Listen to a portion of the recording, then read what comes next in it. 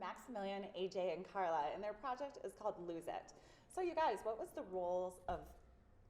were your roles in the project?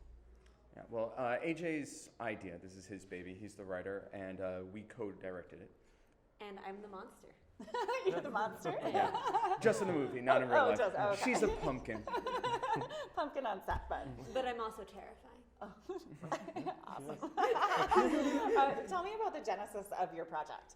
So it kind of spurned from the speech that Jesse Williams made on the BET Awards a few years ago, and he kind of talked about cultural appropriation and like how black people's skins were kind of discarded as strange pieces of fruit.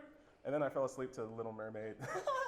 So there was this conflict of like the line between fascination and obsession, and also who hasn't like lost their keys before. Yeah. So that was the main premise for it. Yeah, so the basic idea of what you see is starts with a woman losing her keys. And what I like about what AJ's doing is he takes these social issues and he maps them to real relatable stuff. Like everyone's lost their keys, and you know that moment where it's like they were right here, and the madness that comes with it is just like you feel like you're losing your mind. And so what we did is we took it and we put it in a horror format, and so we were able to talk about these issues in a way that, like, I mean, everyone knows what that feeling is like, and through that we're able to talk about appropriation in a way that feels very safe. Feels like. Yeah.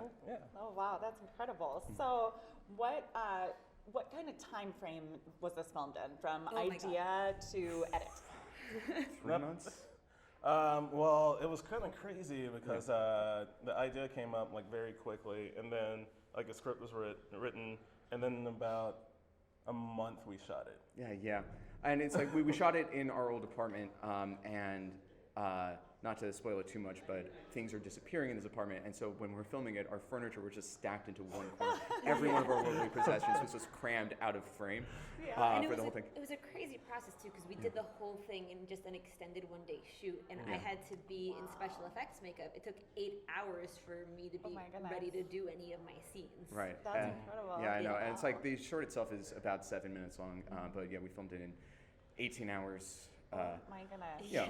So within that time frame, Yeah, was there any hiccups? Well, it took 18 hours. Yeah. So.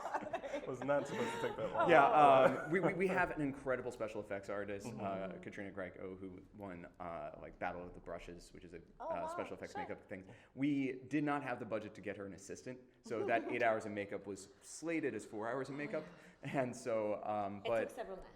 But it gave us, honestly, that extra time we used to just get additional footage and additional shots. And I think the final product has this wonderful pacing and flow and mood and atmosphere to it that we're able to get. It was tricky though, because my scenes is at the very end. And so it was like 3 in the morning, 2 in the morning when I was finally doing my, and it's an extremely physical piece of work. Yeah, we woke her up. She fell asleep in the chair a couple times. I did. Oh, so what's next for this project then? Well, we have a couple ideas. We have a feature-length version of this project that we have outlined, and I think this is a wonderful proof of concept for that. We've also been talking about it as an anthology series where horror, it's like Black Mirror, but for horror, talking about social issues, but mapped in that horror space. We've been talking about different monster design, and this monster basically represents cultural appropriation. But we were talking the other day. Well, what does a monster that is anxiety look like? What does the monster that is depression look like? And like the idea is that, you know, everybody kind of has their own horror story, and like this kind of idea of intersectionality in today's climate would kind of be dope to kind of like just show everybody's story.